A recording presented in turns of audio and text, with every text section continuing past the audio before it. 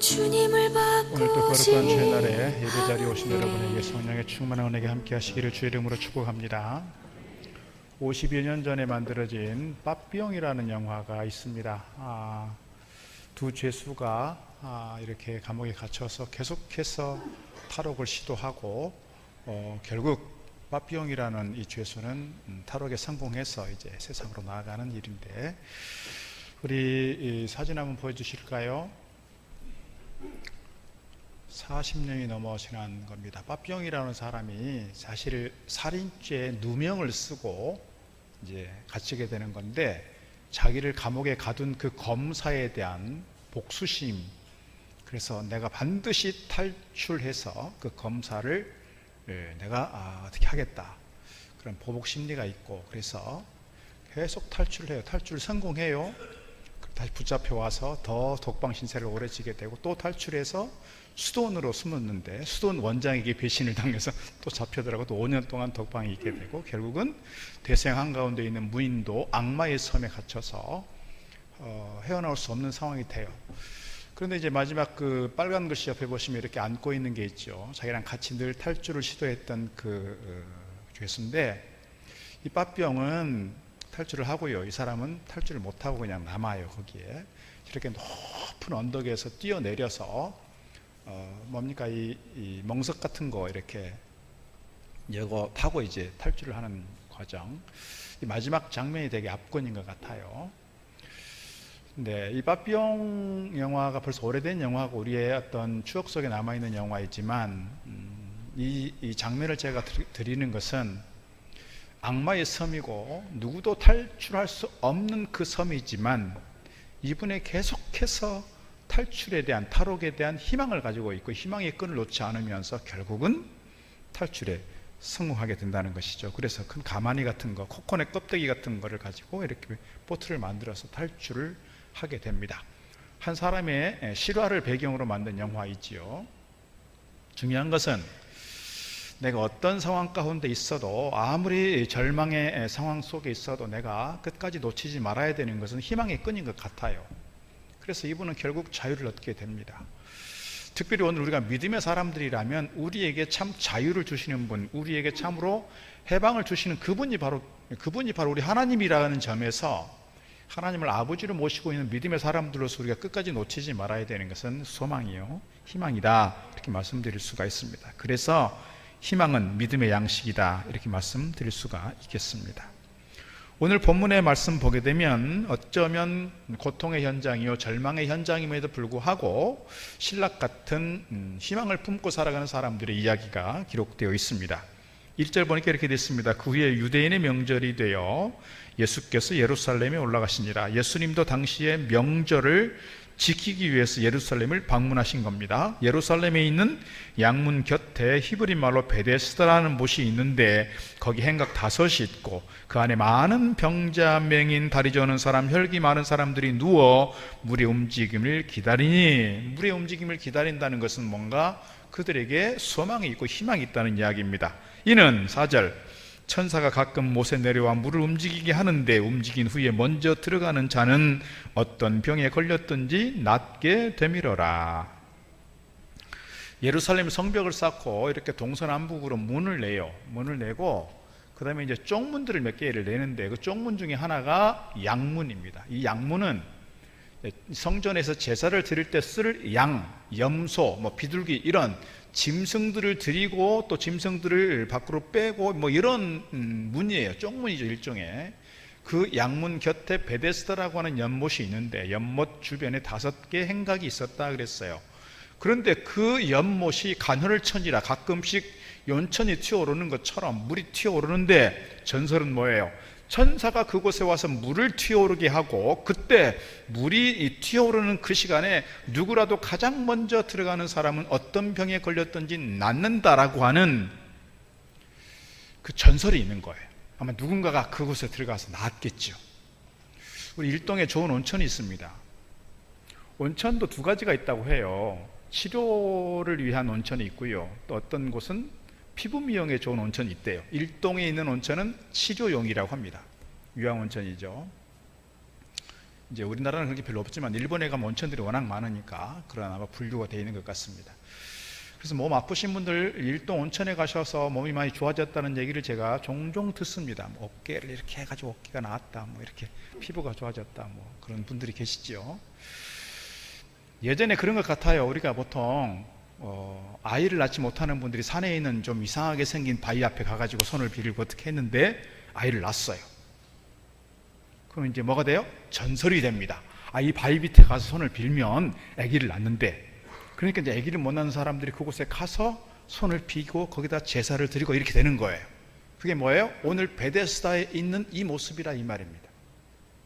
어쩌면 많은 사람들이 이렇게 가짜, 이 베데스다라는 게 자비의 집이란 뜻인데, 이 베데스다를 통해서 자비를 얻고 하나님의 은혜를 입고 뭔가 치유되고 회복되는 역사가 있으면 좋겠는데, 지금 여기에 많은 병자들이 있습니다. 3절에 있는 말씀처럼 많은 병자들이 행각 5개 곳곳에 사람들이 이렇게 진을 치고 앉아 있습니다. 오랜 환자들이 있고요. 그 중에 오늘 말씀 보니까 5절 말씀에서 거기 38배 된 병자가 있더라 그랬어요. 38년 동안 그곳에서 아마 진을 치고 앉아서 아마 그가 치료되기를 바라고 그가 회복되기를 바라고 있었을 거예요. 근데 어떻게 보면 이분은 참 베데스다, 참 자비의 집이 아니라 헛된 꿈을 꾸고 있는, 헛된 소망을 가지고 있는 사람일 수도 있다, 그런 생각을 합니다. 왜? 38년 동안 그에게 그런 희망이 있었으나 그에게 변화가 안 생겼어요. 기적이 안 일어났어요. 낫질 않았어요. 우리도 가끔씩 보면 좀 이렇게 망상 속에 있는 사람들이 있어요. 어떤 망상이 있느냐? 내가 좀 돈을 많이 모으면 행복해질 줄 알고 아둥바둥 돈 때문에 막 살아갑니다. 또 어떤 사람은 뭔가 좋은 자리, 지위에 오르면 행복할 줄 알고 물론 열심히 노력해서 좋은 지위 얻는 건 중요한 일이고 소중한 일이고 참으로 복이겠죠. 그러나 거기에 너무 매몰되고 거기에 너무 집중하다 보니 다른 걸 다 잃어버려요. 정말 붙잡고 가야 될 본질을 놓쳐버려. 어떤 사람은 공부 좋은 대학 가면 성공할 수 있다고 생각해서 그것을 위해서 막 애를 쓰고, 어떤 사람은 또 이쁜 사람 만나서 결혼하면, 또 멋진 남자 만나서 결혼하면 내가 행복할 거야, 그런 망상 속에서 그렇게 하지만 결국 뭐예요? 사람 때문에 상처를 받고 사람 때문에 슬프고 사람 때문에 뒤통수 맞아서 많이 아파하는 경우들을 자주 보지 않느냐 이 말입니다. 우리가 정말 집중해야 할 곳, 우리가 정말 오늘 말씀에서 주는 것처럼 참 베데스다, 정말 우리에게 있어서 은혜가 되고 자비가 되고 은총이 되는 그런 베데스다를 찾아가면 좋겠는데, 잘못된 베데스다를 찾아서 우리 인생을 그렇게 망하게 하고 실패하는 그런 모습들을 우리가 자주 보게 된다는 것이지요. 오늘 이런 상황 속에서 주님께서 그곳을 찾아가셨고요. 6절 말씀 보니까 그 사람을 보시고 병이 벌써 오랜 줄 아셨다 그래서 6절, 예수께서 그 누운 것을 보시고, 그가 누구예요? 38년 된 환자예요. 그 누운 것을 보시고 병이 벌써 오랜 줄 아셨다 그랬어요. 아니, 예수님이 한눈에 어떻게 알아봤을까? 제가 봐도 한눈에 알아볼 것도 같아요.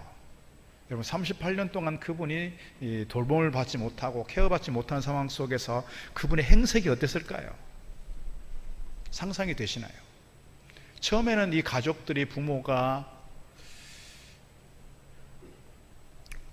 저희 사촌 형제 중에도 조카 애가 이런 장애에 있는 애가 있어요. 이 사촌 형제가 전국을 다 돌아다녔어요. 재산을 막 쏟아붓고 이 아이를 고쳐보려고 좋은 병원, 한의원, 약방 좀 이렇게 잘한다는 곳 다 다녔어요. 결국 효과가 없었어요.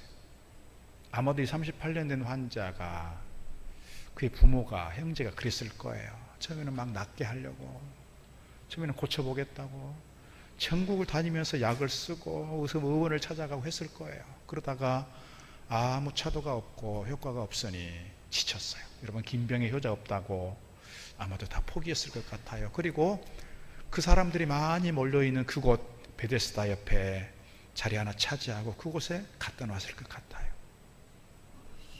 그러니 그가 뭐 먹을 걸 제대로 먹겠습니까? 씻기를 제대로 하겠습니까? 머리를 감을 수가 있겠습니까?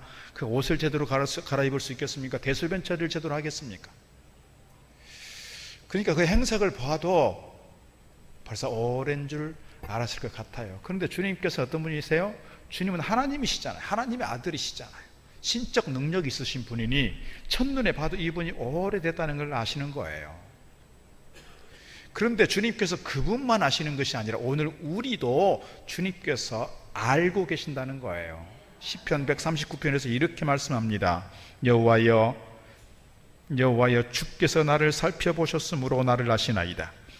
주께서 내가 안고 일어섬을 아시고 멀리서도 나의 생각을 밝히 아시오며 나의 모든 길과 내가 눕는 것을 살펴보셨으므로 나의 모든 행위를 익히 아시오니 여호와여 내 혀의 말을 알지 못하시는 것이 하나도 없으시니이다. 내가 어떤 생각을 가지고 있는지, 내가 어떤 마음을 품고 있는지, 내가 어떤 감정 상태인지, 내가 어떤 신앙과 인격의 수준인지 주님께서 아신다는 거예요. 특히 여러분, 우리가 보통 내 안에 있는 상처, 내 안에 있는 아픔, 내 안에 있는 어떤 속상한 것들을 쉽게 남들에게 내어놓기가 어려워요. 가장 가까운 가족이어도 친구여도.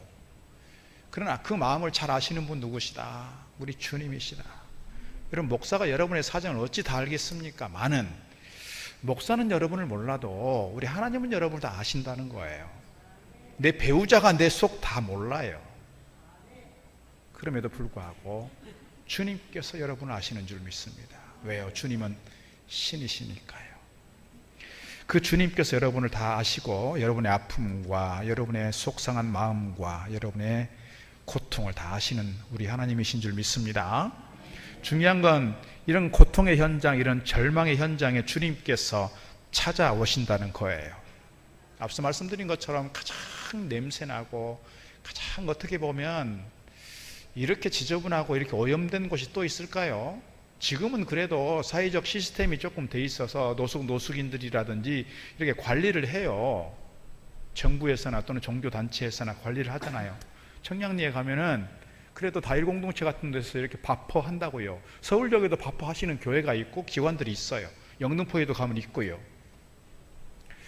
그나마 조금씩 이렇게 살피는 기관들이 있지만 2000년 전 생각하면 이런 분들을 위해서 특별히 이렇게 열심히 섬기는 분들이 있었을까요? 아마 없었을 것 같아요. 그러니까 그 베데스가 연못이 있고 그렇게 간헐천이 있어서 많은 사람들에게 소문났지만 누가 그곳을 가려고 했겠느냐고요. 그렇게 냄새나고 지저분하고 그렇게 더러운 곳인데요. 그런데 오늘 주님께서 그거를 찾아가신다는 거예요. 오늘 우리가 정말 외롭고 오늘 우리가 정말 고독감이 있고 우울하고 힘들고 공황장애가 있고 아무도 만나고 싶지 않지만 아무도 나를 찾아오지 않지만 나를 찾아오시는 분 계시다. 그분이 누구시다? 주님이시라는 거예요. 주님이시다. 여러분, 지금 주님께서 6월절이었던 어떤 명절이 되었어요. 명절이 되었을 때 예루살렘에 가시면 정말 우리가 보통 사람 같으면요, 성공을 위해서, 출세를 위해서 누구를 찾아가야 돼요? 성전에 있는 제사장들을 찾아가고요, 정치인들을 찾아가고요, 공회원들을 찾아가고요, 유명하다는 사람 찾아가서 어떻게든지 이렇게 관계하려고 할 거예요. 교제하려고 할 거예요. 친분 쌓으려고 할 거예요. 왜요? 이것이 나에게 디딤돌이 되고 이것이 나에게 성공의 지름길이 되기 때문에요. 근데 주님께서는 그곳을 찾아가지 않아요. 유명한 사람 찾아가지 않아요. 힘 있는 사람 찾아가지 않아요. 계속해서 주님 찾는 사람들은 누구예요? 환자들이고 병 있는 사람들이고 장애이고 사회적으로 소외된 사람들이고 약자들이에요. 그래서 주님을 향해서 사람들은 죄인들의 친구다, 여인들의 친구다, 가난한 자의 친구다 라고 말하고 있는 것이죠. 오늘도 우리가 어쩌면 그렇게 살아가는지 모르겠어요. 내가 조금이라도 내 성공에 있어서, 내 출세에 있어서, 내 인생에 있어서 디딤돌이 되는 사람이 누구일까를 찾고 그를 향해서 선물도 하고 그를 찾아가고 안부 전화하기도 하고 그러지 않나요? 이게 솔직한 우리 인간적 심정이라고요. 근데 주님께서는 그렇게 하지 않고 끊임없이 낮은 자들을 바라보고 약한 자들을 바라보고 그들과 함께 했다는 거예요.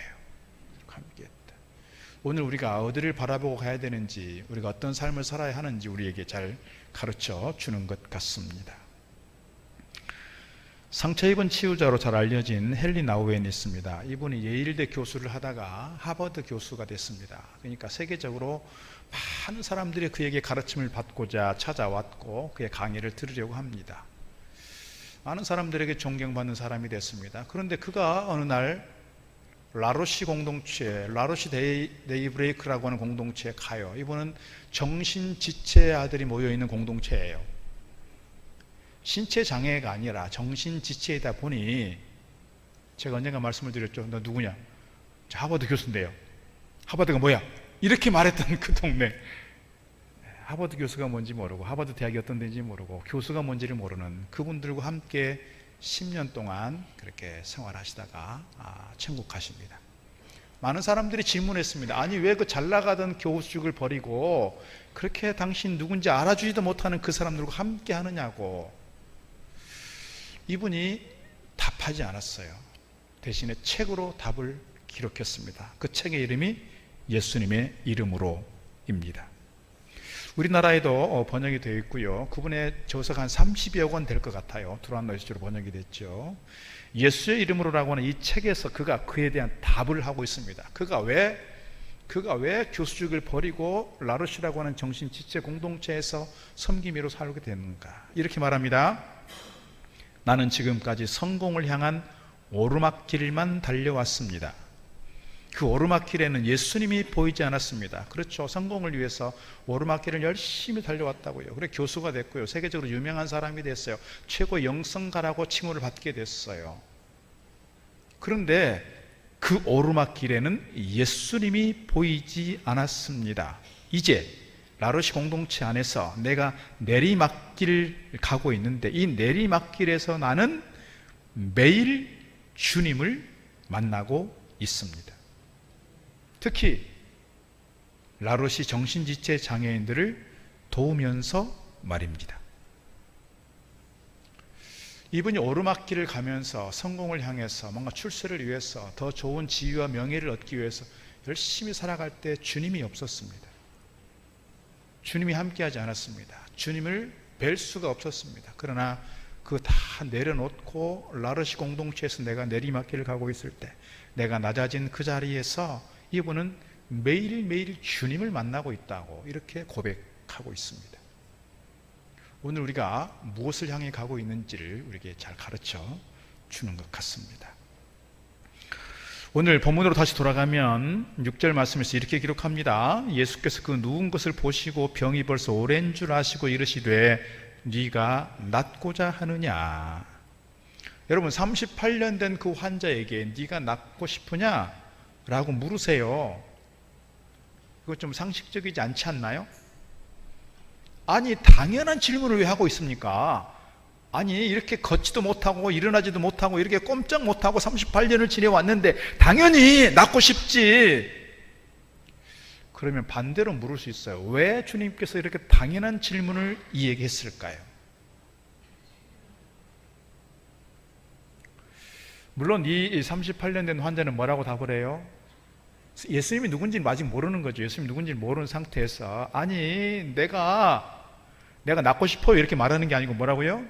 저 물이 움직일 때 내가 가장 먼저 내려가고 싶은데 내가 엉금엉금 이렇게 기어가면 벌써 다른 사람들이 가버리고요, 나를 못에 넣어줄 사람이 없습니다. 사람이 없습니다. 사람이 없습니다. 여러분, 살아가다 보면 주변에 가족이 있고 친구들이 있는 것 같아도 처절하게 나 혼자일 때가 있습니다. 사실 우리가 상담을 공부하고 심리학을 공부하고 영성을 공부할 때 그런 얘기를 많이 합니다. 홀로 서기를 잘해야 건강하다. 홀로 서기를 잘해야 건강한 삶을 살아갈 수 있다. 그 홀로 서기라고 하는 것은 외로움하고는 조금 다른 것인데, 나 혼자여도 흔들리지 않고 우울해지지 않고 씩씩하게 잘 살아가는 것이죠. 이게 신앙적으로, 인격적으로, 또 관계적인 측면에서 정서적으로 다. 그런데 그 홀로서기를 제대로 잘 못하는 사람들은 어떻게 되느냐, 혼자라고 느낄 때 계속해서 외로워요. 고독감에 빠지게 된다. 그러니까 우울해지게 되고요, 그러다가 공황장애가 오기도 하고요, 그러다 보니까 제대로 삶을 살아내지 못해요. 그래서 아파요. 내 아픔이 어디로 드러나요? 다른 사람들에게 표출이 된다고요. 막 괜히 성질내고 별것도 아닌 거 가지고 막 섭섭해하고 별것도 아닌 걸 가지고 막 큰 소리를 치고 이렇게 돼요. 왜요? 내가 건강하지 못하니까요. 내 마음이 아프니까요. 내가 스스로 홀로 서기를 제대로 못하고 있으니까요. 자꾸 다른 사람들을 힘들게 해요. 이게 보통 사람들의 모습이라고 생각이 됩니다. 오늘 중요한 것은 주님께서 이렇게 그에게 네가 낫고자 하느냐라고 물으시는 이유는 어디 있을까 생각하면, 네가 지금까지 38년 동안 이러고 있었지만 내가 너를 일으켜 세울 수 있어, 내가 너를 낫게 할 수 있어, 그런 소망과 희망을 그에게 불어넣어 주고자 함이 아니었을까, 그 생각을 하게 됩니다. 주님께서 그에게 뻔한 질문을 하신 이유는 그거예요. 오늘 우리가 정말 혼자 있을 때 주님께서 이렇게 질문하신다고요. 너 외롭니? 주님 그렇게 뻔한 질문을 하십니까? 너 아프니? 뻔한 질문 하신다고요. 주님께서 그렇게 뻔한 질문 하신 이유는 너 외로운 줄 내가 안다. 내가 너와 함께 있잖아. 너 아픈 줄 내가 알아. 내가 너를 고칠 수 있어. 내가 너를 고쳐줄게. 그런 소망을, 그런 희망을 우리에게 주시고자 함이 아니겠느냐, 그런 말씀입니다. 예레미야 29장에서 주님 말씀하십니다. 여호와의 말씀이니라. 너희를 향한 나의 생각을 내가 아나니 평안이요 재앙이 아니니라. 너희에게 미래와 희망을 주는 것이니라. 우리가 절망의 자리에 있을 때, 아픔과 고통의 자리에 있을 때, 고난 가운데 있다고 생각이 될 때 왜 나에게 이런 재앙이 왔는가?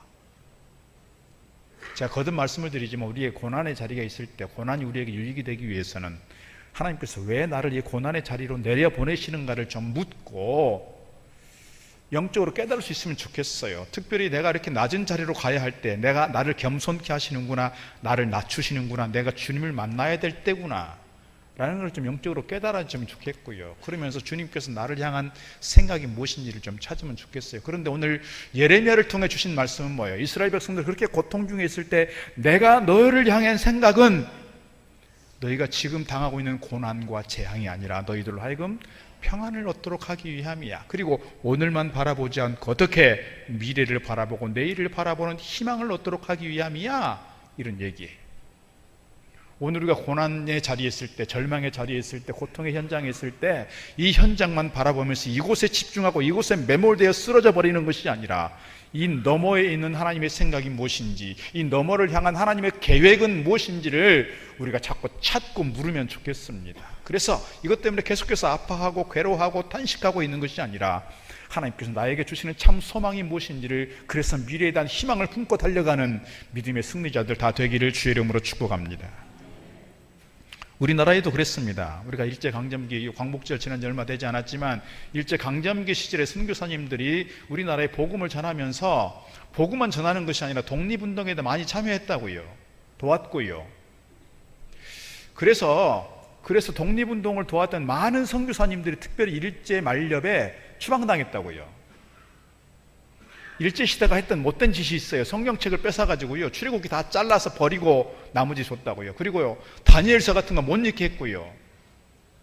왜요? 혹시 출애굽기 읽다가 이 사람들이 독립에 대해서, 자유에 대해서, 해방에 대해서 자꾸 이렇게 생각을 가질까봐 다니엘서 같은 거를 보면서 많은 사람들이 포로 중에 있었던 그 다니엘이 예루살렘을 향해서 기도한 것처럼 이 백성들이 하나님을 향해서 기도할까봐 그 두려움 속에서 성경을 찢어버리고 나머지를 줬다고요.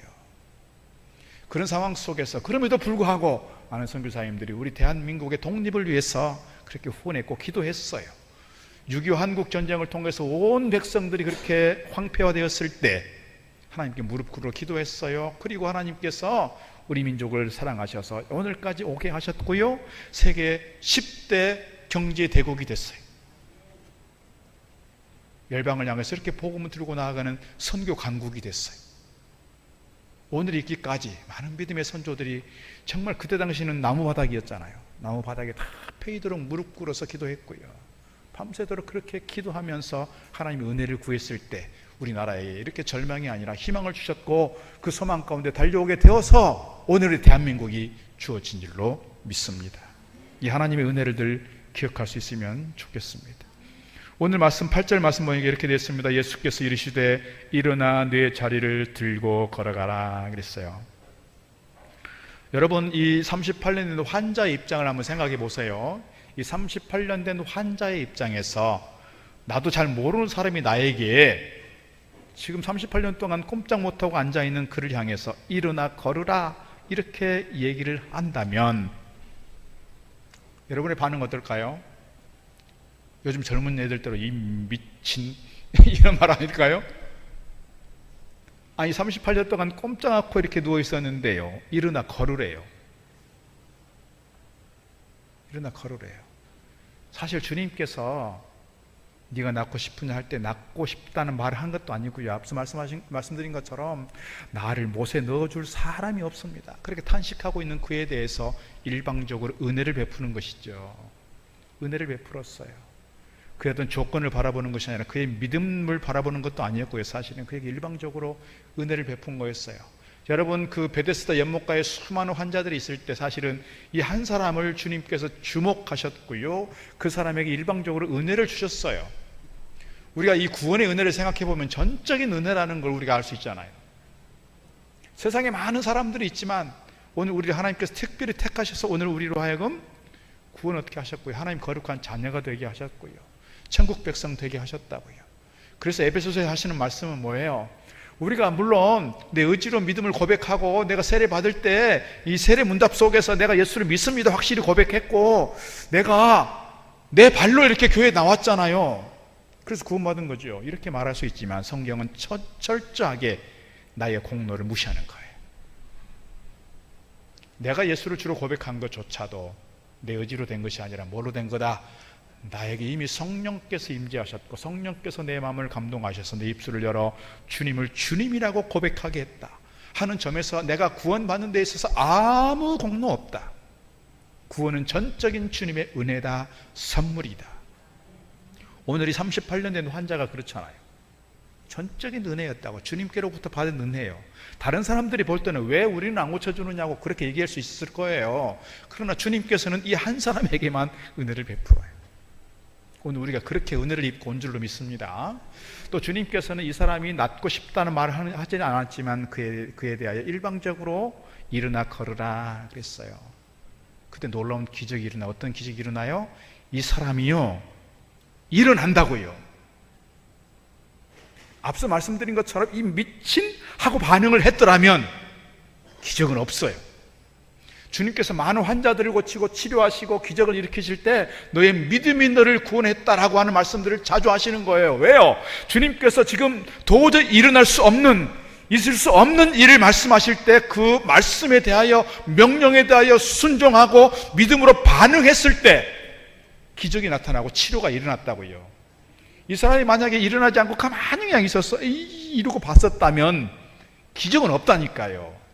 주님 말씀하실 때 그 말씀에 의지하여 그가 일어났을 때 일어나는 기적이 생겼어요. 그래서 9절 말씀에 이런 말씀이 있습니다. 그 사람이 곧 나아서 자리를 들고 걸어가니라 그랬어요. 데살로니가 전서 2장 13절에 이렇게 말씀하죠. 너희가 우리에게 들은 바 하나님의 말씀을 받을 때에 사람의 말로 하지 아니하고 하나님의 말씀으로 받음이니 진실로 그러하도다. 이 말씀이 또한 너희 믿는 자 가운데 역사하느니라. 주님께서 말씀하실 때 그 말씀 앞에 전적으로 믿음으로 순종하는 가운데 기적의 역사를 경험하는 저와 여러분 되기를 주의 이름으로 축복합니다. 한 사람을 소개하고 마치려고 합니다. 가수 파페라 가수 임형주입니다. 사진 한번 보여주시면 그가 얼마나 잘 나가는지 알 수 있습니다. 17살에 16살, 17살 때 벌써 세계적인 인물이 됐어요. 대한민국의 파페라 가수로 음역되는 테너요, 아시아 파페락의 선구자요, 세계 파페락의 월드스타, 레전드라고 불려지는 사람입니다. 파페라가 뭔지 잘 모르시죠? 요즘에 그 몇 년 전부터 JTBC라고 하는 그 방송에서 뭡니까? 팬텀싱어라는 그 프로그램을 하면서 이게 이제 많이 사람들에게 알려지게 됐어요. 그러니까 우리 김주모 집사님은 정통 클래식으로 이렇게 성악하는 게 아니고 이분은 좀 여자 목소리 비슷하게 이렇게 내는 거예요, 쉽게 말하면. 근데 이게 목소리가 너무 아름답고 너무 좋아요. 그러니까 베이스라든지 바리톤이라든지 그냥 테너하고는 조금 다른 여성 목소리 비슷하고 그렇게 음역대가 아주 높이 올라가는 것이죠. 그래서 우리나라에 전설 같은 인물이 됐어요. 얼마 되진 않았지만 로마 시립예술대학에서 성악과 명예교수로 우리 한국인 최초로 명예교수가 임용됐고요. 미국 뉴욕에 있는 카네기홀, 세계 예술을 하는 사람이라면 누구라도 이 카네기홀에서 한번 공연해보고 싶다는 그런 로망이 있잖아요. 근데 이분은 17살 나이에 여기서 독창회를 한다고요. 전석 매진. 상상이 가시나요, 여러분? 24살에요. 이 카네기 홀이 3개가 큰 홀이 있는데 그 3개 홀에서 다 단독 공연을 한다고요. 세계적으로 유명한 자가 되었고, 노무현 전 대통령 그 취임식 할 때 가장 최연소로 애국가를 불렀었죠. 네, 요런 정도의 유명한 사람입니다. 그래서 우리나라의 파페락의 선구자요, 전설 같은 사람이죠. 사람들은 다 이분이 그렇게 잘 나가는 것만 알아요. 근데 이분이 어렸을 때 부모님이 헤어졌어요. 가정적으로 많이 어려웠어요. 어렸을 때부터 천재적인 그런 어떤 소질이 있었지만 그분이 가정적으로 어렵다 보니까 많이 힘든 시절을 보냈어요. 사람들이 갑자기 막 알아보고 갑자기 잘 나가게 되는데 이분이 갑자기 심각한 공황장애가 왔어요. 우울증이 왔어요. 내가 노래 계속 할 수 있을까? 노래를 포기하려고 했어요. 그렇게 잘 나가던 그가 큰 절망에 빠지게 됐다고요. 그때 그가 교회를 다니게 되었고 주님을 만나게 되었고 주님께 자기 삶을 다 드려 기도하게 됐어요. 주님께서 그의 마음을 만져주셨고 그의 기도를 들어주셨고 그가 새로운 희망과 소망을 품고 날개를 펼 수 있었다라고 고백하고 있습니다. 하나님께서 그를 만나주심으로 말미암아 그가 회복되고 치유될 수 있었던 것을 우리에게 보여주는 것입니다. 오늘 우리가 어떤 절망 속에서도 우리가 나락으로 떨어질 때가 있다고요. 넘어질 때가 있다고. 그럴 때마다 우리가 주저앉아 있는 것이 아니라 주님을 바라보고 주님께서 나를 만져주시는 것을 기대하면서 참 소망을 품고 믿음으로 달려가야 할 줄로 믿습니다. 그럴 때 오늘 우리에게 있어 참 희망이 있는 것이고 오늘 우리의 삶을 통해서 하나님께서 귀하게 사용하시는 믿음의 사람들로 서게 되는 줄 믿습니다. 기도하겠습니다. 하나님 아버지 감사합니다. 주님께서 절망의 한 가운데 있는 베데스다의 한 사람을 찾아가시는 것처럼 오늘 절망의 한 가운데 있는 우리를 찾아와 치료해 주시는 줄로 믿습니다. 참 소망과 희망과 자유를 주시는 줄로 믿습니다. 세상에 그 어디에 자비의 집 베데스다가 있는 것이 아니라 주님의 품이 진짜 베데스다인 줄로 믿습니다. 주님의 품 안에서 저희들이 참 소망을 찾고 우리 일생에 있어서 믿음에 승리하는 저희들 되도록 인도하여 주옵소서. 예수님 이름으로 기도드리옵나이다. 아멘. 찬송가 488장 찬송합니다. 나 무엇과도 주님을 바꾸지 않으리. 다른 어떤 은혜 구하지 않으리. 오직 주님만이 내 삶의